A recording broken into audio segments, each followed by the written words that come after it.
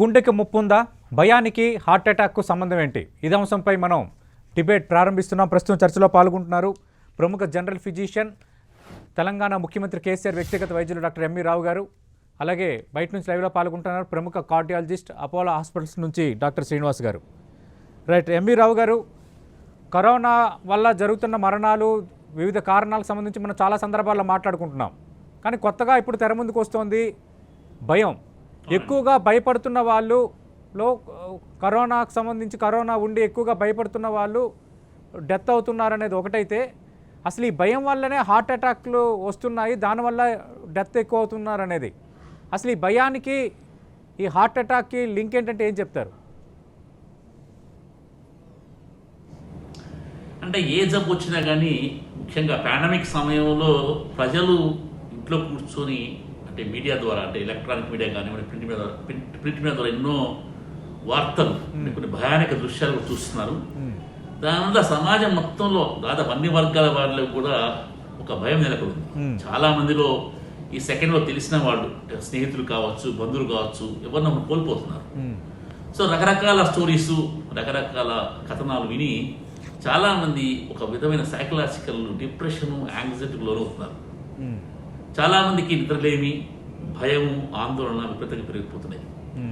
అయితే కరోనా వచ్చినప్పుడు విపరీతం భయపడ్డప్పుడు లోపల మనకి స్ట్రెస్ హార్మోన్స్ రిలీజ్ అవుతాయి, అంటే క్యాటకాలమైన్స్. ఈ క్యాటకాలమైన్స్ రిలీజ్ అయినప్పుడు మన హృదయం యొక్క హార్ట్ రేట్ పెరుగుతుంది, బ్లడ్ ప్రెషర్ పెరుగుతుంది. ఆల్రెడీ రిస్క్ ఫ్యాక్టర్స్ ఉన్న వాళ్ళు, అంటే బార్డర్ లైన్ పేషెంట్స్, ఎవరికైతే గుండె జబ్బులు, హార్ట్ అటాక్స్ వచ్చే వారిలో ఇప్పుడు హార్ట్ అటాక్స్ కొంత ఎక్కువ అయ్యే అవకాశం లేకపోలేదు. అయితే కోవిడ్ వచ్చిన వాళ్ళు రక్తము గడ్డకట్టే సమస్య వస్తాయి కాబట్టి వాళ్ళ పూర్వలో కూడా కొంతమందిలో గుండె దెబ్బతినే అవకాశం లేకపోలేదు. ఏదేమైనా ప్రజలు ఇప్పుడు ఈ టీవీలు చూసి కానీ, పేపర్లు చదివి కానీ అనవసరమైన భయాలు ఊహించుకొని భయపడటం వల్ల ఒరిగేదేం లేదు. మీరందరూ మనం చెప్తున్న జాగ్రత్తలు పాటిస్తూ, భయపడే వాళ్ళందరూ కూడా జాగ్రత్తలు పాటించలేదు. నిజంగా భయం ఉంటే శాస్త్రీయంగా మీరు ప్రవర్తించకుంటే మీరు ఆరోగ్య సూత్రాలు పాటించండి, వ్యాక్సిన్ వేసుకోండి, జాగ్రత్త తీసుకుంటే మీ కోవిడ్ సోకే అవకాశం తక్కువ. కోవిడ్ సోకిన లక్షణాలను గుర్తుపట్టి అంటే డయాగ్నోస్ చేసుకుని వెంటనే డాక్టర్ని సంప్రదిస్తే, తొందరగా డయాగ్నోస్ చేసుకున్నప్పుడు జాగ్రత్త తీసుకుంటే మనలు చాలా చాలా తక్కువ. అదృష్టం కొద్దీ ఇప్పటికి కూడా మన దేశంలో death rate, case fatal rate చాలా తక్కువ. అలా ధైర్యం తెచ్చుకోవాలి. మనం టీకా వేయించుకుందాం, అదే మనం జాగ్రత్త పాటిద్దాం, ధైర్యం తెచ్చుకుంటే మీరు ఆరోగ్యంగా ఉంటారు. కాకపోతే భయం వల్ల ఒక్క హార్ట్ అటాకే కాదు, బ్లడ్ ప్రెషర్ పెరుగుతుంది, డయాబెటీస్ పెరుగుతుంది, నిద్రలేమి వస్తుంది, ఇతర సైకియాట్రిక్ ప్రాబ్లమ్స్ వస్తాయి. కాబట్టి మీరు భయపడవద్దు. మనం ఈ మహమ్మారిని, ఈ పాండమిక్ అందరం కూడా ధైర్యంగా ఎదుర్కొన్నాం. మేమంతా ఫ్రంట్ లైన్లో ఉండి ధైర్యంగా పనిచేస్తున్నాం. మీరు ఇంట్లో కూర్చొని భయపడాల్సిన అవసరం లేదు. జాగ్రత్త తీసుకుంటే వైద్య సిబ్బందికి చాలా తక్కువ మందికి కోవిడ్ సోకుతుంది. ఉదాహరణ వ్యాక్సిన్ తీసుకున్నారు, జాగ్రత్తలు పాటిస్తున్నారు. ఇలా ఉండటం వల్ల మీరు చూసే దేశంలో అనేక లక్షల మంది, కోట్ల మంది డాక్టర్లు, ఇతర వైద్య సిబ్బంది పనిచేస్తున్నారు. వారిలో కోవిడ్ తక్కువ మామూలు జనాల కంటే కూడా. దానికి కారణం ఏంటంటే జాగ్రత్తగా ఉండటమే. సో మీరు జాగ్రత్తగా ఉండండి, ధైర్యం తెచ్చుకోండి.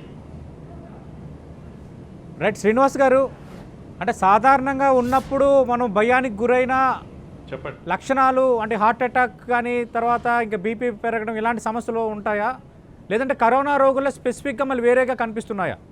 అంటే ఈ ప్రమాదం, అంటే భయం వల్ల ప్రమాదాలు జరగటం, హార్ట్ అటాక్ రావటం అనేది సాధారణ రోగులతో పోల్చుకుంటే కరోనా రోగులకి ఏమైనా ఎక్కువగా ఉంటుందా?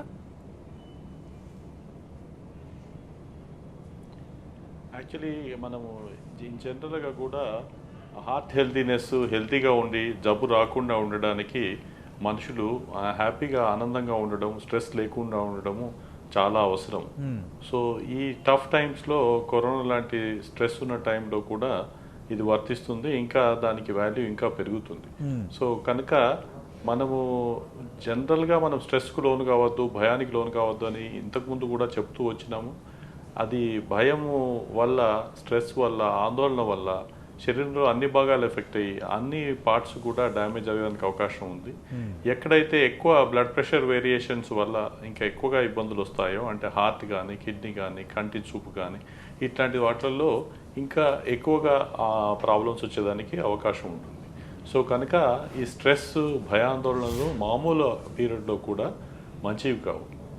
ఈ ఈ డిఫికల్ట్ టైమ్స్, కోవిడ్ టైమ్స్లో నాకు కోవిడ్ వచ్చేస్తుందేమో అని ఆందోళనతోని ఇంకా రాకుండా కూడా ఎక్కువగా జనాలు భయపడి వాళ్ళ ఆరోగ్యాలు ప్రాబ్లమ్స్ తెచ్చుకుంటున్నారు. ఒకవేళ వచ్చినప్పటికీ కూడా మనకు అర్లీగా డిటెక్ట్ చేస్తే ఇందాక రావు గారు చెప్పినట్టుగా దానికి మనం కంట్రోల్ చేస్తున్నాము. లక్కీగా ఇన్ఫెక్టివిటీ ఎక్కువగా ఉన్నా కూడా చాలా తక్కువ పర్సంటేజ్లోనే రోగి సీరియస్ అయిపోయి ప్రాణాల మీదకి రావడం జరుగుతుంది. ఇదొక మనకు ఈ బ్లెస్సింగ్ ఇన్ డిస్గైస్ అన్నట్టు ఈ పాండమిక్లో ఇదొక రిలేటివ్లీ బెటర్ న్యూస్ మనకు.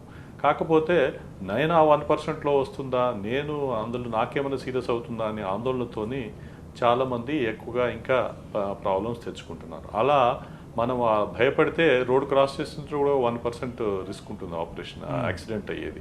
అలా అని భయపడి మనం ఇంకా పని చేయడం మానేయము. అదేవిధంగా మనకు ఈ ఎక్కువ ఎల్డర్లీలలో ఎక్కువ రిస్క్ ఫ్యాక్టర్స్ ఉన్న వాళ్ళలో ఈ కోవిడ్ వచ్చేదానికి అవకాశం ఎక్కువగా ఉంటుందనే మనం గవర్నమెంట్ అందరం కూడా మొదలే వ్యాక్సినేషన్ ఆ సబ్ గ్రూప్లో వేయించుకోవడానికి అది వేసి మనం దాన్ని కంట్రోల్ చేయడానికి ప్రయత్నం చేస్తున్నాం.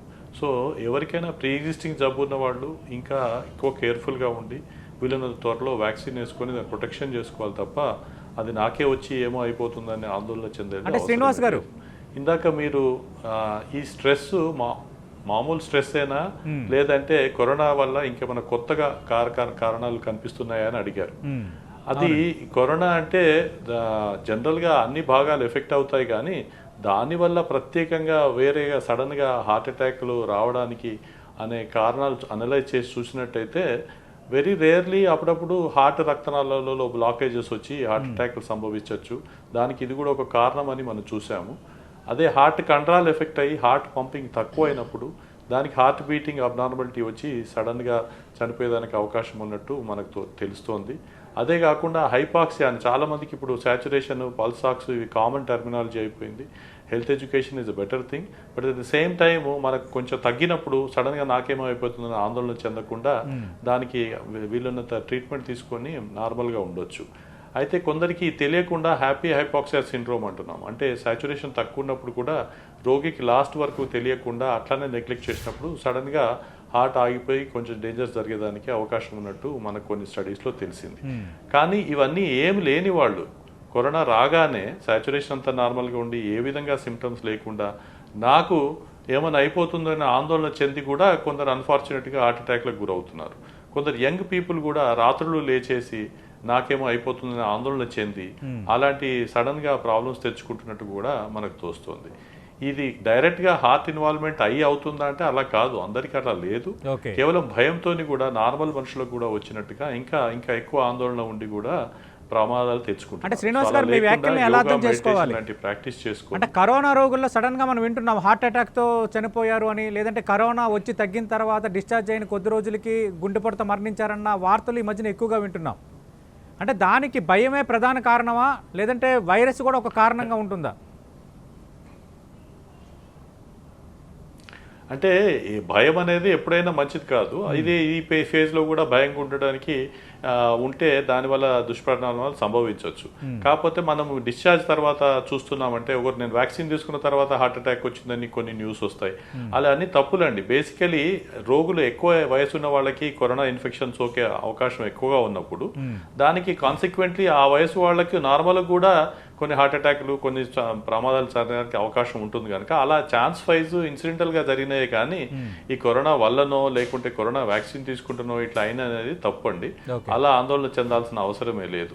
వేరే కంట్రీస్లో, నార్వే లాంటి కంట్రీస్లో ఎక్కువ వయసు వాళ్ళకి ఇచ్చినప్పుడు సడన్గా ప్రమాదాలు జరిగినాయి, చనిపోయినాయని ఒక న్యూస్ తీశారు. తర్వాత అనలైజ్ చేసి చూస్తే ఏమిటంటే ఆ కంట్రీలో ఎక్కువగానే మామూలుగా కూడా ఎక్కువ మంది ఎక్కువ వయసు పైబడిన వాళ్ళు చనిపోతారని తెలిసింది. అదే విధంగా జరిగింది తప్ప ఈ కరోనా వ్యాక్సిన్ తర్వాత కానీ కరోనాతో కానీ అయినట్టుగా మనకి స్టడీస్లో తెలవలేదు. కనుక WHO వాళ్ళు ఏం చెప్పారంటే అలా ఆందోళన చెందాల్సిన అవసరం లేదు, వ్యాక్సిన్ అందరూ సేఫ్గా తీసుకోండి అని చెప్పారు. అంటే ఎంవి రావు గారు, ఈ కరోనా ట్రీట్మెంట్లో భాగంగా వాడుతున్న మందులకి హార్ట్ అటాక్ ఏమైనా సంబంధం ఉందా? కరోనా రోగుల్లో వస్తున్న హార్ట్ అటాక్ కానీ కరోనా నుంచి కోలుకొని డిశ్చార్జ్ అయిన కొద్ది రోజుల తర్వాత కొందరికి హార్ట్ అటాక్ రావడానికి కానీ వాళ్ళు వాడుతున్న మందులకి దీనికి ఏమైనా లింక్ ఉందా?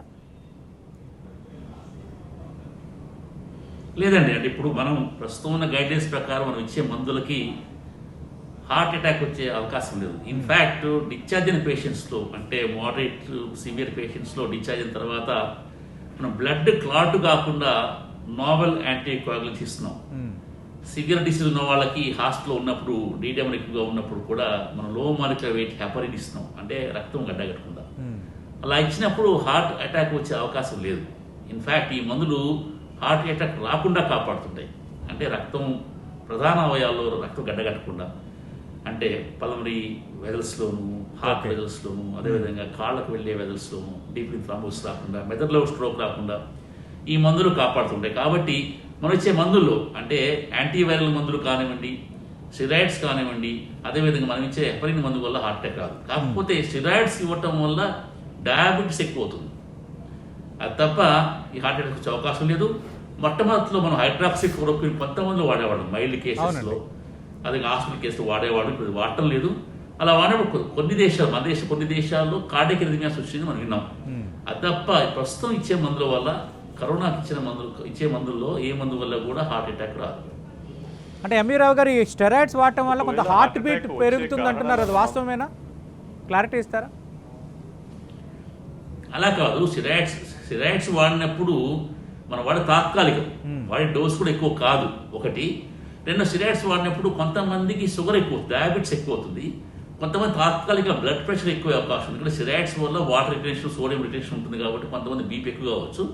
స్టెరాయిడ్స్ సాధారణంగా మనం హాస్పిటలైజ్ పేషెంట్లు ఇస్తున్నాం కాబట్టి, డాక్టర్ల పర్యవేక్షణ ఉంటుంది కాబట్టి, ఇవన్నీ చూసుకున్న తగిన ట్రీట్మెంట్ ఇస్తాం కాబట్టి మనం ఇచ్చే స్టెరాయిడ్స్ వల్ల ఉపయోగం ఎక్కువ. మనం ఇచ్చే డోసు తక్కువ, డ్యూరేషన్ తక్కువ, 5 రోజులు ఇస్తాం, 10 రోజులు ఇస్తాం మాక్సిమం, అంత తప్ప ఎక్కువ ఇవ్వం కాబట్టి వాటి వల్ల జరిగే నష్టాలు తక్కువ. అయితే కొంతమందికి డయాబెటీస్ పేషెంట్స్కి డయాబెటీస్ బాగా కంట్రోల్ లేకపోవడం వల్ల స్టెరాయిడ్స్ ఇవ్వడం కొన్ని ఇన్ఫెక్షన్ వచ్చే అవకాశం ఉంది. ముఖ్యంగా ఇతర ఇమ్యూన్ మాడ్యులేటర్స్ వాడినప్పుడు స్టెరాయిడ్స్తో పాటు వీరిలో షుగర్ ఎక్కువ కావటం, ఫంగల్ ఇన్ఫెక్షన్స్ రావటం, సెకండరీ బ్యాక్టీరియల్ ఇన్ఫెక్షన్ వచ్చే అవకాశం లేకపోలేదు. అయితే స్టెరాయిడ్స్ లో వచ్చే లాభాలు ఈ సైడ్ ఎఫెక్ట్స్ కంటే చాలా ఎక్కువ. ఎందుకంటే కోవిడ్ ట్రీట్మెంట్లో సివియర్ కేసెస్లో ఆక్సిజన్ తగ్గినప్పుడు మనకు బాగా పనిచేసే మందు స్టెరాయిడ్, ఆ తర్వాత హెపరిన్, అంతేగాని రెమడీసివిర్ కాదు, ఇతర మందులు కాదు. కాబట్టి స్టెరాయిడ్స్ కోవిడ్ విషయంలో ప్రాణాలను రక్షిస్తున్నాయి, చాలా లక్షల మంది ప్రాణాలు రక్షిస్తున్నాయి. కాబట్టి మనం స్టెరాయిడ్స్ కొంచెం ఎక్కువ అపోహలకపోదు. కాబట్టి స్టెరాయిడ్స్ ఇచ్చినప్పుడు చాలా జాగ్రత్తగా ఉండాలి, డాక్టర్ల పర్యవేక్షణ ఉండాలి, షుగర్ బాగా కంట్రోల్ చేసుకుంటూ ఉండాలి. ఇన్ఫెక్షన్ వస్తే వెంటనే దానికి తగ్గట్టుగా యాంటీబయాటిక్స్ కానీ యాంటీ ఫంగల్స్ వాడుతూ ఉండాలి. అంటే ఎంవి రావు గారు, మీరు ఇంతకు అన్నారు, ఈ డయాబెటిక్ రోగుల్లో స్టెరాయిడ్స్ ఇవ్వటం వల్ల కొంత డయాబెటీస్ పెరుగుతుంది, షుగర్ శాతం పెరుగుతుందని. అలాగే అంటే ఎలాంటి వ్యాధులు ఉన్నవారికి స్టెరాయిడ్స్ ఇవ్వకూడదు, ఎలాంటి వ్యాధులు ఉన్నవారు స్టెరాయిడ్స్ వాడకూడదు కరోనా చికిత్సలో భాగంగా? అంటే ఇప్పుడు కరోనా చికిత్సలో సాధారణంగా అందరికీ, అంటే సివియర్గా ఉన్న వాళ్ళకి, ఎవరికైతే హైపాక్సియా బాగా ఉంటుందో, ఎవరికైతే ఈ సైటోకైన్స్, ఈ మార్కర్స్ బాగా ఎక్కువ ఉంటాయో, IL-6 కానీ ఇతర మార్కర్స్ ఎక్కువ ఉన్నప్పుడు ఏ స్థాయిలో ఉన్నా సరే మనం స్టెరాయిడ్స్ ఇస్తూనే ఉండాలి. ఉదాహరణకు కొంతమంది డయాబెటీస్ ఎక్కువ ఉంటుంది, డయాబెటీస్కి ఇంట్రావెనస్ ఇన్సులిన్ కానివ్వండి, లేదా ఇంటర్మీడియట్గా సబ్క్యూట్ ఇన్సులిన్ ఇస్తూ ఆ షుగర్ కంట్రోల్ చేసుకుంటూ షుగర్ ఇవ్వాలి. ఒకవేళ కొంతమందికి ఏదైనా సీరియస్ ఫంగల్ ఇన్ఫెక్షన్ ఉంటే ఆ యాంటీ ఫంగల్ ట్రీట్మెంట్ ఇస్తూ స్టెరాయిడ్స్ ఇవ్వాల్సి వస్తుంటుంది. అదే కొంతమందికి రక్తస్రావం అంటున్నప్పుడు చాలా జాగ్రత్తగా ఇంట్రావెనస్ స్టెరాయిడ్స్ ఇస్తూ, మరీ ఎక్కువ అల్సర్స్ ఉంటే అది తాత్కాలికంగా ఆపి అల్సర్కి మనం ఇంట్రావెనస్ ప్యాంటరోల్ లాంటి మందులు ఇచ్చుకుంటూ స్టెరాయిడ్స్ ఇవ్వాల్సి రావచ్చు. ఏది ఏమైనా అంటే కొంచెం స్టెరాయిడ్స్ వల్ల సైడ్ ఎఫెక్ట్స్ వచ్చే వారిలో చాలా జాగ్రత్తగా, మన హాస్పిటల్లో ఉంటారు కాబట్టి పేషెంట్స్ చాలా జాగ్రత్తగా స్టెరాయిడ్స్ ఇస్తూ ఉంటాం. ఇంతవరకు అంటే మన దేశంలో ఇప్పుడు ఫంగల్ ఇన్ఫెక్షన్ ఎక్కువ అవుతున్నాయి అని వార్తలు వస్తున్నాయి. ఎందుకంటే చాలా మంది ఏంటంటే డోస్ ఎక్కువ వాడుతున్నారు. కొంతమంది కొన్ని వైద్య వర్గాల్లో కొన్ని సర్వీస్ పేపర్ పల్స్ థెరపీని వాడుతున్నారు, దానివల్ల కొంత డ్యూరేషన్ ఎక్కువ వాడుతున్నారు. కొంత పేషెంట్స్ 1 వీక్ వాడమని రాస్తే వాళ్ళు కొన్ని దాదాపు 4 రోజులు వాడుతున్నారు తెలియక. ఇలా చేసినప్పుడు కొంతమందిలో ఈ స్టెరాయిడ్స్ వల్ల సైడ్ ఎఫెక్ట్స్ ఎక్కువనే వస్తున్నాయి. ముఖ్యంగా ఫంగల్ సైనసైటిస్, మ్యూకార్మైకోసిస్ కానివ్వండి, ఇతర ఫంగల్ ఇన్ఫెక్షన్ ఎక్కువగా కనపడుతున్నాయి. కొంతమందికి ఇందాక చెప్పినట్టుగా బ్యాక్టీరియల్ ఇన్ఫెక్షన్స్, న్యూమోనియాస్ కానివ్వండి, సెప్టిసిమియా వచ్చి కొంతమంది ఆ సెప్టిక్ షాక్ వల్ల ప్రాణాపాయం కూడా కలిగే అవకాశం ఉంది. కాబట్టి స్టెరాయిడ్స్ డబుల్ ఎడ్జ్డ్ నైఫ్స్ అన్నమాట. అంటే చాలా జాగ్రత్తగా తక్కువ డ్యూరేషన్లో చెప్పిన మోతాదు ప్రకారం ఇస్తే ఎక్కువ ప్రమాదాలు సంభవించవు. అంటే శ్రీనివాస్ గారు, ఎక్కువగా ఈ కరోనా రోగుల చికిత్స కానీ ఈ సమయాల్లో ఒక 2 పదాలు ఎక్కువగా వింటున్నాం, థ్రోంబోసిస్ అలాగే పల్మనరీ ఎంబాలిజం అని. కొంచెం అది వివరిస్తారా? ఈ గుండెపోటుకి వీటికి సంబంధం ఏమైనా ఉందా? అంటే మీరు మీరు ఇందాక ఇంకో ప్రశ్న, హార్ట్ జబ్బులు ఎక్కువదానికి కారణం కొన్నిసార్లు ఏం చూస్తున్నామంటే అన్ఫార్చునేట్లీ ఈ డాక్టర్లు కానీ పేషెంట్లు కానీ కరోనాకు రాసిన మందులు వాడుకొని పాత కార్డియాక్ మెడిసిన్స్ మానేస్తే అప్పుడప్పుడు ప్రమాదం జరిగేదానికి అవకాశం ఉండొచ్చండి. స్టెంట్ పెట్టిన వాళ్ళు కానీ, బైపాస్ సర్జరీ అయిన వాళ్ళు కానీ. సో ప్రీవియస్ తీసుకోవాల్సిన మందులు ఏవి కూడా డాక్టర్ పర్యవేక్షణలో అవన్నీ కంటిన్యూ చేయడం చాలా అవసరం. ఒకవేళ బై మిస్టేక్ కానీ డాక్టర్ చెప్పకుండా కానీ పేషెంట్లు తమంతలో తాను కానీ చాలా మందులు అయిపోయినాయని చెప్పి పాత గుండెకి సంబంధించిన మందులు కానీ, బీపీకి సంబంధించిన మందులు కానీ, షుగర్ సంబంధించిన మందులు కానీ మానేసినప్పుడు కొందరు పేషెంట్స్లో ఇంకా ఎక్కువగా ప్రాబ్లమ్స్ వస్తున్నట్టు మనం చూస్తున్నాం. ఎస్పెషలీ మనము ఈ రీసెంట్గా స్టెంట్ అయినా హార్ట్ అటాక్ అయిన వాళ్ళు ఈ కరోనా మందులు వేసుకొని ఆ పాత మందులు మానేస్తే మళ్ళీ హార్ట్ ప్రాబ్లం తిరగదొడడానికి అవకాశం ఉంటుంది. సో అలా చేయకుండా అందరూ కూడా పాత కార్డియాక్ మెడిసిన్స్ అన్నింటినీ కూడా జాగ్రత్తగా మిస్ కాకుండా తీసుకోవడం ఎంతైనా అవసరం. ఇంకా మీరు పల్మనరీ ఫైబ్రోసిస్ అని, దాని తర్వాత పల్మనరీ థ్రాంబోఎంబాలిజం అనే వాటి గురించి మీరు ఎక్స్ప్లెయిన్ చేయమని అడిగారు. పల్మనరీ ఫైబ్రోసిస్ అంటే ఏంటంటే మన లంగ్స్ ఇనీషియల్గా ముక్కు ద్వారా ఊపిరితిత్తుల గుండా శరీరంలో అన్నిటికీ మన కరోనా వైరస్ పాకుతున్నప్పుడు ఏంటంటే ఆ లంగ్స్లో ఫస్ట్ చేరి ఫస్ట్ ఇన్ఫ్లమేటరీ సిండ్రోమ్ అని మొత్తం అక్కడ కొంచెం వాచిపోయినట్టుగా అయిపోయి అది హీల్ అవుతున్న స్టేజ్లో ఏదైనా ఒక చోట దెబ్బ తాకినప్పుడు దానికి వాచినప్పుడు తగ్గుతున్నప్పుడు మళ్ళీ అది గట్టి పడుకుంటూ తగ్గుతుంది. అదేవిధంగా ఊపిరితిత్తులలో ఉండే ఏదైతే స్ట్రక్చర్స్ ఉంటాయో ఆర్టరీస్ కానీ, దాని తర్వాత బ్రాంకియోల్స్ కానీ అక్కడ ఇన్ఫ్లమేషన్ అయిపోయి కరోనా వల్ల అట్లా వచ్చినప్పుడు అది తగ్గే స్టేజ్లో అది గట్టి పడిపోవడం జరుగుతుంటుంది. దాన్నే మనం ఫైబ్రోసిస్ అంటాం. అది లంగ్స్లో జరుగుతుంది కనుక లంగ్ అంటే పల్మనరీ లంగ్స్ అంటాం. సో అది మెడికల్ పరిభాషలో దాన్ని పల్మనరీ ఫైబ్రోసిస్ అంటాం. అది కొంచెం 10% 20% మాత్రంలో ఉంటే పెద్ద ఎఫెక్ట్ జరగదు. కానీ కొన్నిసార్లు లంగ్స్ అంతా ఇన్వాల్వ్ అయిపోయి కొరాడ్ మ్యాక్సిమంగా 6లో వచ్చి ఎక్కువ లంగ్ అన్ని సెగ్మెంట్స్ ఇన్వాల్వ్ అయిపోయినప్పుడు ఇంకా ఫైబ్రోసిస్ కాంపోనెంట్ ఎక్కువగా ఉండి 2 లంగ్స్ ఎఫెక్ట్ అయినప్పుడు హ్యూమన్ బాడీ గ్రేట్, అలా కొంచెం ఒక సైడ్ బాగున్నా కూడా ఇంకా కంపెన్సేట్ చేసుకుంటుంది. కానీ 2 సైడ్లు ఎఫెక్ట్ అయినప్పుడు ఆ పల్మనరీ ఫైబ్రోసిస్ అడ్వాన్స్ స్టేజ్లో ఉన్నప్పుడు అప్పుడు ఇంకా ఆక్సిజన్ సాచురేషన్ కంటిన్యూస్గా తగ్గుతూ ఉండడము, దానికి ఇంకా అడ్వాన్స్డ్ మెథడ్స్ ద్వారా ట్రీట్మెంట్ చేయడానికి అవసరం ఎంతైనా ఉంది. ఇది పల్మనరీ ఫైబ్రోసిస్. ఇంకోటి మీరు పల్మనరీ థ్రాంబోఎంబాలిజం గురించి అడిగారు. ఇది వన్ ఆఫ్ ద సడన్ డెత్స్కి ఇది కూడా ఒక కారణం ఉండొచ్చు. ఏంటంటే మనకు కరోనా వచ్చినప్పుడు బ్లడ్ క్లాటింగ్ అండ్ దాన్ని డిసాల్వ్ చేసే సిస్టమ్ ఏదైతే ఉంటుందో అది దెబ్బతింటుంది బ్లడ్ బాడీలో. అట్లాంటప్పుడు కొంచెం ఎక్కువగా క్లాటింగ్ టెండెన్సీని మనము శరీరంలో నోటీస్ చేస్తున్నాం. అందువల్లనే ఇందాక రావు గారు చెప్పినట్టు లోమాగ్లబెట్ హెపరిన్ అనే ఇంజెక్షన్ అక్యూట్గా ఇవ్వడము, దాని తర్వాత మళ్ళీ క్లాట్ కాకుండా కొన్నాళ్ళు నోవాక్స్ అని ఈ ఎక్కువగా బ్లడ్ థిన్నర్స్ని ఇవ్వడము చేస్తుంటాం. అలా అప్పుడప్పుడు సరిగా ఇవ్వకపోయినా, లేదంటే ఇచ్చినప్పుడు కూడా అప్పుడప్పుడు కొందరికి, లేదంటే తెలియకముందు ఆ స్టార్ట్ చేయకముందు ఈ బ్లడ్స్ రక్తనాల్లో కాళ్ళల్లో క్లాటింగ్ అయ్యి, లేదంటే డైరెక్ట్గా వేరే ఊపిరితిత్తులలో పెద్ద ఈ చిన్న క్లాట్స్ అని మామూలుగా వెళ్ళి ఊపిరితిత్తులకు వెళ్ళి రక్తం శుద్ధి అయ్యి ఎడమ దిక్కు వస్తుంది కనుక ఈ క్లాట్స్ అన్ని వెళ్ళి ఊపిరితిత్తులో చిక్కుకొని ఈ పల్మనరీ ఆర్టరీ అనేది అయితే గుండె నుంచి మెయిన్గా ఊపిరితిత్తులకు తీసుకెళ్లే రక్తనాళం ఉంటుందో అక్కడంతా క్లాట్స్ జమ అయిపోయి అప్పుడు ఆ బ్లడ్ ఫ్లో గుండె నుంచి మళ్ళీ శరీరం ఊపిరితిత్తులకు వెళ్లకుండా హార్ట్ మీద ఎక్కువ స్ట్రెయిన్ అయిపోయి సడన్ గా బీపీ తగ్గడము, దాని తర్వాత రోగికి ఇంకా సీరియస్ అయ్యి సాచురేషన్ తగ్గడము, బీపీ తగ్గిపోయి బేవష్ అయి పడిపోవడము, సడన్ డెత్ జరగడం కూడా సంభవిస్తుంది. అంటే శ్రీనివాస్ గారు, మీరు చెప్పిన దాన్ని బట్టి ఏం అర్థం చేసుకోవాలి అంటే భయానికి హార్ట్ అటాక్ కే సంబంధం కాదు, కరోనా వైరస్ కి హార్ట్ అటాక్ కూడా సంబంధం ఉంది. అంటే క్లాటింగ్ ఎక్కువ అయినప్పుడు, కాట్ రక్తనాళాల్లో క్లాట్ అయినప్పుడు హార్ట్ అటాక్ సంభవించడానికి అవకాశం ఉంటుంది. అలానే పల్మనరీ ఇప్పుడు థ్రాంబోఎంబాలిజం అన్నట్టు క్లాటింగ్ అయ్యి పల్మనరీ ఆర్టరీలోకి క్లాట్ వెళ్ళినప్పుడు కూడా సడన్గా చనిపోవడానికి అవకాశం ఉంటుంది. కానీ ఏమి లేని వాళ్ళు కూడా భయపడి చనిపోతున్నారు. That is what we want to avoid and educate public. ఒకవేళ జబ్బు వచ్చినప్పుడు రేర్లీ, దట్ ఫార్చునేట్లీ ఏంటంటే 100 మందిలో మనం ఇంత చెప్పిన కారణాల వల్ల లెస్ దెన్ 1% మందికే ఇది సంభవిస్తుంది. చాలా మందికి మైల్డ్గా కొంచెం హార్ట్ రేట్ పెరగడము, కొంచెం బీటింగ్ అబ్నార్మాలిటీలు కావడము, కొంచెం హార్ట్ చుట్టూ నీరు జమ కావడం అట్లాంటి చూస్తాం. కానీ ఇంత సీరియస్ అయిపోయి సడన్గా హార్ట్ అటాక్లు వచ్చే పర్సెంటేజ్ చాలా తక్కువ. సో కనుక ప్రతి వాళ్ళు కూడా నాకు వచ్చేస్తుందని ఆందోళన చెంది ఇంకా ఎక్కువ ప్రాబ్లమ్స్ తెచ్చుకుంటున్నారు. అది చేయకూడదని. అసలే రాదా అంటే కొన్ని మెకానిజమ్స్ ద్వారా హార్ట్ అటాక్స్ సంభవించవచ్చు. ఇంకా చిన్న రక్తనాళాలు కూడా ఎఫెక్ట్ అయిపోయి హార్ట్ కండరం కూడా పంపింగ్ తగ్గచ్చు. ఇట్లాంటివన్నీ ఉన్నాయి థియరీ. కానీ అవన్నీ కూడా చాలా తక్కువ పర్సెంటేజ్లోనే జరుగుతాయి. కనుక మనకు రాగానే మనకే అది వచ్చేస్తుందని ఆందోళన చెంది ఇంకా ఎక్కువ ప్రాబ్లమ్స్ తెచ్చుకుంటున్నారు. మీకు ఎగ్జాంపుల్ పాము కరిచినప్పుడు అని చెప్తుంటారు స్టోరీస్. పాము కరిచేదానికి వచ్చిన ప్రాబ్లం కంటే పాము కరిచిన భయంతోనే ఎక్కువగా రోగం మంది చనిపోతుంటారు. అదే సంథింగ్ లైక్ దట్. ఇప్పుడు కరోనా వల్ల నిజంగా హార్ట్కు రక్తనాల్లో క్లాట్ అయిపోయి హార్ట్ అటాక్లు సంభవించడం కంటే ఎక్కువ నాకేమైనా అయిపోతుందన్న ఆందోళనతోనే ఎక్కువ మంది ప్రాబ్లమ్స్ గురవుతున్నారు. That is what we want to educate public that మనకు వచ్చినా కూడా బ్లడ్ థిన్నర్స్ లాంటి డాక్టర్ అడ్వైస్ ద్వారా పాటించి అది రాకుండా చూసుకోవాలి, కానీ అది వచ్చేస్తుందా ఇంకా ఏమైపోతుందని భయపడాల్సిన అవసరం లేదు. రైట్. అంటే ఎంవి రావు గారు, ఎక్కువగా ఎందుకు ఇలా వింటున్నాం మనం? కరోనా మరణాలు ఎక్కువగా గుండెపోటుతో చనిపోయిన వాళ్ళే ఉంటున్నారన్న వార్తలు వస్తున్నాయి. వార్తల వాస్తవం ఎంత? ఒకటి. రెండు, అసలు ఈ రక్తం గడ్డగట్టే పరిస్థితి ఎందుకు వస్తుంది ఈ కరోనా వచ్చిన రోగుల్లో? ఇదే హార్ట్ అటాక్కి కారణం అంటున్నారు కదా కొందరు. అంటే కరోనా పేషెంట్ ఎక్కువ చనిపోవడానికి కారణము రెస్పిరేటరీ ఫెయిల్యూర్, గుండెపోటు కాదు.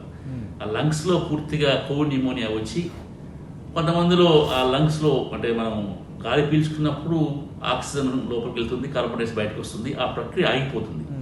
అలా ఆగటం వల్ల మన శరీరంలో కార్బన్ డైఆక్సైడ్ ఎక్కువైపోయి ఆక్సిజన్ తగ్గిపోయి దానివల్ల అనేక వ్యవస్థలు చెడిపోయి చనిపోయే అవకాశం ఉంది. మెదడు కూడా ఆక్సిజన్ డిపెండ్ అవుతుంది. సో ఇవన్నీ కూడా దెబ్బతింటాయి. సో కరోనా వచ్చిన తర్వాత చనిపోయే తక్కువ శాతం ఉంది మన దేశంలో. ఇందాక చెప్పినట్టుగా 1.5 దాదాపు 1.5 శాతంలో ఫెటాలిటీ రేట్ ఉంది. అంటే ఆ వాళ్ళలో కూడా చనిపోవడానికి ముఖ్య కారణం చాలా మందిలో లంగ్ ఫెయిల్యూర్, అంటే రెస్పిరేటరీ ఫెయిల్యూర్. సెకండ్, కొంతమందికి ఈ కరోనా వచ్చిన తర్వాత వైరల్ ఇన్ఫెక్షన్ తగ్గే కార్యక్రమంలో సెకండ్ ఇన్ఫెక్షన్, సెప్టిక్ షాక్, ముఖ్యంగా డయాబెటిక్ పేషెంట్స్లో సెకండరీ బ్యాక్టీరియల్ ఇన్ఫెక్షన్స్ వల్ల ఫంగల్ ఇన్ఫెక్షన్ చనిపోతుంటారు. మరి కొంతమందిలో అంటే ఈ కరోనా వచ్చిన తర్వాత మీరు అన్నట్టుగా ఫస్ట్ వారంలో ఇన్ఫెక్షన్ బాగా వైరస్ రెప్లికేషన్ వైరమే ఉంటుంది. ఆ తర్వాత ఆ వైరస్ వల్ల ఇన్ఫ్లమేషన్ వస్తుంది. అంటే సెకండ్ వీక్లో ఇన్ఫ్లమేటరీ ఫేజ్, సెకండ్ థర్డ్ వీక్లో అప్పుడు మన శరీరంలో అనేక సైటోకైన్స్ బయటకు వచ్చి వాటి వల్ల మన రక్తనాళాలు, వాస్కులోపతి అంటాం, రక్తనాళాలు ఉబ్బుతాయి. రక్తనాళాల్లో ఉండే సున్నితమైన ఎండోథీలియల్ పొర, ఎండోథీలియోపతి అంటాం, అది వస్తుంది. దాని తర్వాత అనేక సూక్ష్మమైన వెరీ మైక్రో అంటే చాలా సూక్ష్మమైన రక్తనాళాల్లో రక్తం గడగట్టు ఉంటుంది అన్నమాట. మైక్రోస్కోపిక్ థ్రాంబై, ఇలా అనేక చోట్ల రక్తం గడగటం వల్ల డిఏసి, దానివల్ల అనేక అవయవాలు చెడిపోతూ ఉంటాయి. అది మెదడు కావచ్చు, గుండె కావచ్చు, లంగ్స్ కావచ్చు. ఇందాక నాకు శ్రీనివాస్ గారు చెప్పినట్టుగా పదవి థ్రాంబోయింబాలిజం కావచ్చు, లేదా అనేక మేజర్ బ్లడ్ క్లాట్స్ కావచ్చు జరిగే అవకాశం ఉంది. సో ముఖ్యంగా కోవిడ్ పేషెంట్ చనిపోవడానికి కారణం ప్రధానంగా రెస్పిరేటరీ ఫెయిల్యూర్. ఆ తర్వాత రక్తం గడ్డగట్టే ప్రక్రియ చెడిపోవటం వల్ల, డిఏసి రావటం వల్ల అనేక అవయవాలు చెడిపోవటం. తర్వాత ఇన్ఫెక్షన్స్, ముఖ్యంగా బ్యాక్టీరియల్ ఇన్ఫెక్షన్స్, అదేవిధంగా ఫంగల్ ఇన్ఫెక్షన్ రావటం. ఎందుకంటే చాలా మందులు ఇస్తుంటాం కొంతమందికి, ఇమ్యూనోమాడ్యులేటర్స్ ఇస్తుంటాం స్టీరాయిడ్స్తో పాటు, వాటి వల్ల కూడా ఇన్ఫెక్షన్ వచ్చే అవకాశం ఉంది. కోవిడ్ వచ్చిన పేషెంట్ చాలా మంది హైలీ వల్నరబుల్ గ్రూప్, అంటే పెద్దవాళ్ళు, డయాబెటిస్ ఉన్నవాళ్ళు, అదేవిధంగా ఇతర గుండె సమస్య వాళ్ళని మనం ఈ సమస్యలు ఎక్కువ చూస్తుంటాం. ఆల్రెడీ పేషెంట్స్ చాలా వీక్ ఉంటారు, అంటే ప్రీ అడ్మిషన్కే అనేక జబ్బులు ఉంటాయి. సో ఆ జబ్బులు కొంచెం తీవ్రతరమైన అవకాశం, దానివల్ల చనిపోతూ ఉంటారు. అంటే ఎలాంటి జబ్బులు ఉన్న వాళ్ళకి తీవ్రత ఎక్కువగా ఉంటుంది మీరు గమనించిన వాటిలో? ఇప్పుడు చూస్తే మన దేశంలో ముఖ్యంగా మధుమేహం, డయాబెటిస్ ఉన్నవాళ్ళు, అదేవిధంగా బ్లడ్ ప్రెషర్ ఉన్నవాళ్ళు, అదే క్యాన్సర్ కానీ హెచ్ఐవి ఉన్న వాళ్ళలో తీవ్రత ఎక్కువ ఉంటుంది, వాళ్ళ ఇమ్యూనిటీ తక్కువ ఉంటుంది. అదేవిధంగా ఇప్పుడు ఈ మధ్య కాలంలో మన దేశం ఒబిసిటీ, అంటే బిఎంఐ, బాడీ మ్యాస్ ఇండెక్స్ ఎక్కువ ఉన్న మధ్య వయస్సులో వాళ్ళు కూడా చాలా కేసు చూస్తున్నాం. ప్రస్తుతం సెకండ్ వేవ్లో మేము చాలా మంది ఒబీస్ పేషెంట్, ఊబకాయ పేషెంట్ వస్తున్నారు. వారికి డయాబెటీస్ ఉండదు, బ్లడ్ ప్రెషర్ ఉండదు, ఇతర ప్రాబ్లమ్స్ ఉండవు. కేవలం ఊబకాయం ఉండటం వల్ల వారు కోవిడ్ వచ్చినప్పుడు చాలా సీరియస్ అవుతున్నారు. సో ముఖ్యంగా మధ్య వయస్కులు, అంటే 35-40 సంవత్సరాల మధ్యలో చాలా ఊబకాయలు వచ్చి ఇప్పుడు హాస్పిటల్ చేరుతున్నారు. ఇప్పుడు అనేక హాస్పిటల్స్ మా ఫ్రెండ్స్ చెప్పేది ఏంటంటే obesity is a big problem. ఇదే కాకుండా ఈ మధ్య ఆక్స్ఫర్డ్ యూనివర్సిటీ వాళ్ళు కూడా అబ్జర్వేషన్ ఏంటంటే ప్రపంచంలో అనేక దేశాల్లో ఒబీస్ ఉన్న వాళ్ళలో కోవిడ్ ప్రమాదకరంగా మారుతుంది. అందుకే ఒబీస్ని కూడా మన వల్నరబుల్ కండిషన్కి తీసుకుని వారికి కూడా ముందే వ్యాక్సిన్ ఇవ్వాలి. అంటే శ్రీనివాస్ గారు, ఇక్కడ ఆల్రెడీ స్టంట్ వేసుకున్న వాళ్ళు కానీ, గుండె సంబంధిత సమస్యలతో బాధపడేవారు కానీ, ఈ బైపాస్ సర్జరీ చేసుకున్న వాళ్ళు కానీ, ఇలాంటి వాళ్ళకి ప్రభావం ఎలా ఉంటుంది? వాళ్ళు ఎలాంటి జాగ్రత్తలు తీసుకోవాలి ఒకవేళ కరోనా వస్తే? ఇది చాలా మంచి విషయం అండి. బేసికలీ మనకు ఆల్రెడీ ప్రీ ఎగ్జిస్టింగ్ ఇందాక చెప్పినట్టు డయాబెటీస్, బ్లడ్ ప్రెషరు, ఒబిసిటీ ఎట్లయితే రిస్క్ ఫ్యాక్టర్స్ అన్నామో, ఇంతకుముందు హార్ట్ జబ్బులు ఉన్నవాళ్ళు, హార్ట్ పంపింగ్ తక్కువ ఉండి హార్ట్ ఫెయిల్యూర్ గురైన వాళ్ళు, ఇంకా స్టెంటింగ్, బైపాస్ సర్జరీ అట్లా ప్రాబ్లమ్స్ ఉండి కరెక్ట్ చేయించుకున్న వాళ్ళు, వాళ్ళందరికీ కూడా ఈ అవకాశం వచ్చేది కొంచెం ఎక్కువగానే మనకు స్టడీస్లో తెలిసింది. సో కనుక మీరు అందరు కూడా మనం అర్లీగా వ్యాక్సిన్ తీసుకొని ఎక్కువ కేర్ఫుల్గా ఉండడం అవసరం. ఇంకొకటి బై ఛాన్స్ ఎవరికైనా కరోనా వచ్చి దాని తర్వాత డిశ్చార్జ్ అయినప్పుడు మెయిన్గా ప్రాబ్లమ్స్ అవాయిడ్ చేయడానికి ఇంకోటి చాలా సిగ్నిఫికెంట్గా చెప్పదలుచుకుంది ఏంటంటే, చాలామంది నేనేదో వీక్గా అయిపోయాను, నాకు ఏమి ఇది తినబుద్ధి కావటం లేదు, చాలా ప్రాబ్లమ్స్లో ఉన్నాను అని చాలా ఆందోళన చెందుతున్నట్టు మనం రోగుల ద్వారా తెలుసుకుంటున్నాం, చూస్తున్నాం. ఎనీ వైరల్ ఇల్నెస్ కూడా ఈ కొంచెం వీక్నెస్, బాడీ ఫ్యాటిగ్, మెలేజ్ కొంచెం కోలుకోవడానికి టైం పడుతుంది. అదేవిధంగా కరోనా నుంచి కూడా డిశ్చార్జ్ అయినా కూడా ఇంకొక 2 వారాలు రెస్ట్లో ఉండి అడిక్వేట్గా ఫ్లూయిడ్ ఇంటేక్, న్యూట్రిషన్ బాగా మెయింటైన్ చేసుకొని టాబ్లెట్స్ అన్ని మిస్ కాకుండా వేసుకోవాల్సిన అవసరం కూడా చాలా అవసరం. ఇప్పుడు సాచురేషన్ తగ్గిన వాళ్ళు ఇంప్రూవ్ కాగానే మళ్ళీ ఎక్కువ అగ్రెసివ్గా వాకింగ్ అది చేసేసి ఎక్కువ ఎక్సర్సైజ్ చేసేస్తే కూడా మళ్ళీ సాచురేషన్స్ కొంచెం తగ్గి మళ్ళీ కొంచెం ప్రమాదాలు జరగడానికి అవకాశం ఉంటుంది. గ్రాడ్యువల్లీ ఫేజ్ వైజ్ ఫిజియోథెరపీ లాంటి ఎక్సర్సైజ్ చేసుకుంటూ గ్రాడ్యువల్లీ వాకింగ్ ఇంక్రీజ్ చేసుకొని ప్రాపర్ న్యూట్రిషన్తోని అడెక్వేట్ హైడ్రేషన్ మెయింటైన్ చేస్తూ టాబ్లెట్స్ డాక్టర్ చెప్పిన ప్రకారంగా మిస్ కాకుండా వేసుకుంటే కూడా మనకి ఇట్లాంటి ప్రాబ్లమ్స్ మళ్ళీ సడన్గా ఏమో అవుతుందని డిశ్చార్జ్ తర్వాత ప్రాబ్లమ్స్ అవుతున్నాయని కదా మీరు అడిగేది, అట్లాంటి వాటిని మనం తగ్గించడానికి వీలవుతుంది. సో మీరు అన్న రిస్క్ ఫ్యాక్టర్స్లలో హార్ట్ జబ్బులు ఉన్నవాళ్ళు, హార్ట్ పంపింగ్ తక్కువ ఉన్న వాళ్ళు కూడా ఇది ఒక కరోనా రావడానికి ఇంక్రీజ్ రిస్క్ ఫ్యాక్టర్గా మనం కన్సిడర్ చేసి వాళ్ళందరికీ కూడా మోర్ ప్రికాషన్స్గా కేర్ఫుల్గా ఉండాల్సిన అవసరం ఉందండి. అంటే శ్రీనివాస్ గారు, మీలాంటి వైద్య నిపుణులు సూచిస్తున్నారు భయానికి గురి కావద్దు, ప్యానిక్ గురి కావద్దు, ధైర్యంగా ఉండాలి, ధైర్యంగా ఎదుర్కోవాలని. కానీ ఎంత మనం చెప్పినా కూడా ఖచ్చితంగా ఎవరికైనా ఒక కరోనా వచ్చి కొన్ని లక్షణాలు కనిపిస్తున్నప్పుడు, ఇప్పుడు ఎదురవుతున్న పరిస్థితులు కానీ చూస్తున్న వాతావరణం కానీ చూస్తున్నప్పుడు ఖచ్చితంగా భయం వస్తుంది. అది నేనైనా ఎవరైనా. మీరిచ్చే భరోసా ఏంటి? ఎంత ధైర్యంగా ఉండాలి అన్న దానిపైన అలాంటి వాళ్ళకి మీరిచ్చే భరోసా ఏంటి? అంటే ఈ జనరల్గా కూడా అండి మనకు హెల్త్ పరంగా ఆరోగ్యం మెయింటైన్ చేసుకోవడానికి yoga, meditation, walking, exercise, breathing exercise ఇట్లాంటివన్నీ చాలా మన ఆరోగ్యాన్ని కాపాడుతాయని మనకి స్టడీస్లో కూడా ఉంది. ఈ టఫ్ టైమ్స్లో ఎస్పెషలీ ఊపిరితిత్తులు ఎఫెక్ట్ అయ్యి కరోనా లోపలికి వెళ్తున్న అని అనుకుంటున్న జబ్బు ప్రబలుతున్న టైంలో మనం యోగా, మెడిటేషన్ లాంటివి శ్వాసక్రియలు ప్రాక్టీస్ చేసుకొని, డీప్ బ్రీతింగ్ ఎక్సర్సైజ్ ప్రాక్టీస్ చేసుకొని మన ఇమ్యూనిటీని పెంచుకునే దానికి adequate food intake, proper hydration అవన్నీ మెయింటైన్ చేసుకుంటే మనకు ఒకవేళ ఇన్ఫెక్షన్ రాకుండా చాలా మటుకు కాపాడుకోవచ్చు. మనం చాలా మంది పేషెంట్స్లలో ఇప్పుడు చూసాము, చాలా మంది యోగా, మెడిటేషన్ ప్రాక్టీస్ చేస్తున్న వాళ్ళు ఇన్ జనరల్ కూడా ఈ వ్యాధి తక్కువగా సంక్రమిస్తుంది. ఎందుకంటే ఒకవేళ వచ్చినా కూడా మన లంగ్స్ కెపాసిటీ ఎక్కువగా ఉన్నప్పుడు ఇది సీరియస్నెస్ తగ్గించడానికి అవకాశం ఉంది. సో భయాందోళన చెందకుండా ఇంతకుముందు యోగా, మెడిటేషన్, ఎక్సర్సైజ్ ప్రాక్టీస్ చేసేవాళ్ళు చేసుకుంటూ అడెక్వేట్గా మంచి న్యూట్రిషియస్ ఫుడ్ తీసుకొని మన ట్రెడిషనల్ ఇండియన్ స్టైల్ ఏదైతే ఉందో ఇట్ వాస్ స్లైట్లీ గుడ్. మనం యాక్చువల్లీ వెస్టర్నైజేషన్ అయిపోయి ఎక్సర్సైజు, వాకింగ్ అసలే లేకుండా ఒబిసిటీ పెరిగిపోయి ఇంకా ప్రాబ్లం తెచ్చుకుంటున్నాము. అలా లేకుండా మనకి టఫ్ టైమ్స్లో మనము ఎంతైతే మెడిటేషన్, యోగా చేస్తుంటే కామ్నెస్ కూడా మెయింటైన్ అయ్యి స్ట్రెస్ కూడా తగ్గుతుందని మనకు స్టడీస్లో కూడా తెలిసింది. ఇవన్నీ కూడా ఈ టఫ్ టైమ్స్లో మనకు హెల్ప్ చేస్తాయి. డిశ్చార్జ్ అయిన తర్వాత కూడా, కోవిడ్ వచ్చి డిశ్చార్జ్ అయిన తర్వాత కూడా ప్రాపర్గా బ్రీతింగ్ ఎక్సర్సైజ్, మనం ఏదైతే డిశ్చార్జ్ అయిన తర్వాత కూడా కొందరు ఎందుకు మరణాలు సంభవిస్తున్నాయి? ప్రధానంగా ఇలాంటి వాటిలో చెప్పాను కదా, డిశ్చార్జ్ అయిన తర్వాత అంటే కొందరికి ఏమిటి అంటే ఆల్రెడీ ప్రిడామినెంట్లీ హార్ట్ ఇన్వాల్వ్ అయిన వాళ్ళకి హార్ట్ డిశ్చార్జ్ తర్వాత కూడా ఫస్ట్ 1 monthలో కొంచెం రిస్క్ ఉంటుందని మనకి ఇంతకుముందు కూడా తెలుసు. హార్ట్ అటాక్ వచ్చినప్పుడు కూడా హార్ట్ పంపింగ్ తక్కువైన వాళ్ళకి ఈ ఫస్ట్ 6 weeks వరకు కొంచెం రిస్క్ ఎక్కువగా ఉంటుంది. సేమ్ థింగ్ ఒక అన్ఫార్చునేట్లీ హార్ట్ మసిల్ దెబ్బతిన్నా, లేదంటే హార్ట్ అటాక్ సంభవించిన ఈ కరోనా వల్ల కావచ్చు, లేదంటే వేరే దాని వల్ల కావచ్చు, వారికి కొంచెం రిస్క్ ఎక్కువ ఉన్నమాట వాస్తవం. కాకపోతే ఏమి లేని వాళ్ళు, హార్ట్ ఎఫెక్టే కాని వాళ్ళు, కరోనా బ్రెయిన్గా వచ్చి డిశ్చార్జ్ అయిపోయిన వాళ్ళు భయంతోనే ఈ ప్రాబ్లమ్స్ కొని తెచ్చుకుంటున్నారు. మనం ధైర్యంగా ఉంటే ఆటోమేటిక్గా శరీరంలో ఏదైతే స్ట్రెస్ వల్ల ఇమ్యూనిటీ తగ్గిపోతుందో, ఏదైతే భయం వల్ల ఇమ్యూనిటీ సిస్టమ్ తగ్గిపోయి సడన్గా హార్మోన్స్ డిస్టర్బెన్స్ వల్ల కూడా హార్ట్ బీటింగ్ అబ్నార్మల్ అయ్యి చనిపోవడం అట్లాంటివి అవుతుంటాయి, అవన్నీ కావు. సో కనుక మనకి ఏమాత్రం హార్ట్ ఇన్వాల్వ్ కానప్పుడు మనం ఊరికే భయపడాల్సిన అవసరం లేదు. కొందరు భయంతోని హార్ట్ వేగం పెరిగింది, నాకు ఫాస్ట్గా కొట్టుకుంటుందని కొందరు వస్తుంటారు. అట్లాంటప్పుడు మనం ఈసీజీ తీసి హార్ట్ స్కానింగ్ చేసి హార్ట్ పంపింగ్ నార్మల్గా ఉన్నప్పుడు అప్పుడు వాళ్ళు ఆందోళన చెందాల్సిన అవసరం లేదండి. ఎంవి రావు గారు, ఈ భయానికి అకస్మాత్ మరణాలకి సంబంధం ఉందనేది తేలుతున్న ఈ నేపథ్యంలో ఈ భయం నుంచి ఎలా బయటపడాలంటే ఏం చెప్తారు? కరోనా రాని రోగులు, కరోనా వచ్చిన రోగులు, కరోనా వచ్చి డిశ్చార్జ్ అయిన పేషెంట్స్, మీరిచ్చే భరోసా ఏంటి? అంటే ప్రజలు భయపడకూడదు, కానీ ప్రజలు భయపడకూడదు, జాగ్రత్తగా ఉండాలి. అంటే మనం ముందు నుంచి ఫస్ట్ ఇయర్ భయపడదు చెప్తే అజాగ్రత్త పెరిగిపోయింది. అవును. భయం అని చెప్తే దానికి అనేక సమస్యలు, ముఖ్యంగా సైకలాజికల్ సమస్యలు, హార్ట్ అటాక్ అంటే కూడా హార్ట్ అటాక్ చాలా అరుదు. భయంతో వచ్చే ప్రాబ్లం మానసిక సమస్యలు.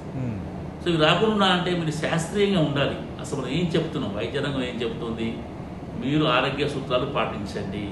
మళ్ళీ చెప్తున్నాము, చేతులు శుభ్రంగా కడుక్కోండి, మాస్క్ ఎలా ధరించండి, మంచి మాస్క్ ధరించండి, అదేవిధంగా సామాజిక దూరం పాటించండి, వ్యాక్సిన్ వేయించుకోండి, అనవసర ప్రయాణాలను దురుకోవటం చేయకండి. ఇలా చేసినప్పుడు మీకు కోవిడ్ వచ్చే అవకాశం తక్కువ. ఒకటి. రెండవది, కోవిడ్ వచ్చినా భయపడద్దు, ఎందుకంటే 99% మందులు ఇది ఏం చెయ్యదు.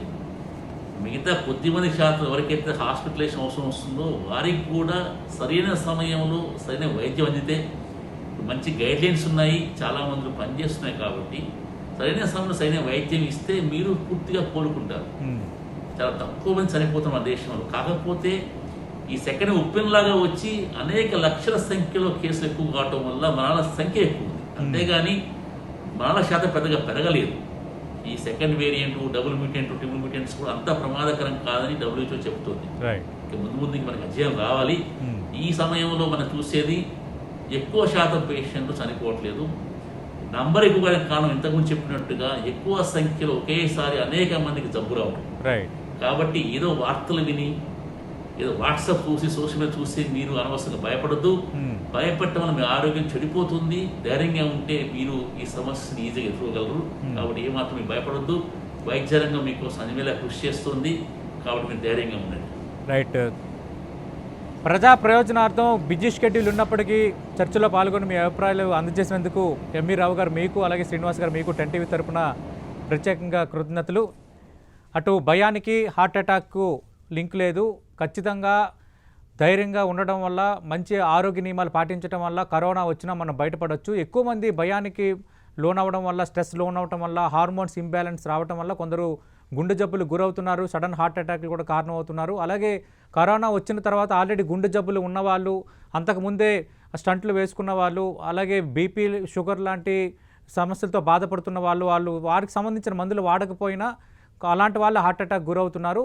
అందుకు భయానికి హార్ట్ అటాక్ కొంత సంబంధం ఉంది, కానీ కేవలం కరోనా వైరస్ వల్ల హార్ట్ అటాక్ వస్తుందన్న వాదన కరెక్ట్ కాదనేది వైద్య నిపుణులు చెప్తున్న మాటగా కనిపిస్తోంది. ఇది వాళ్ళ లంచ్ అవర్ డిబేట్.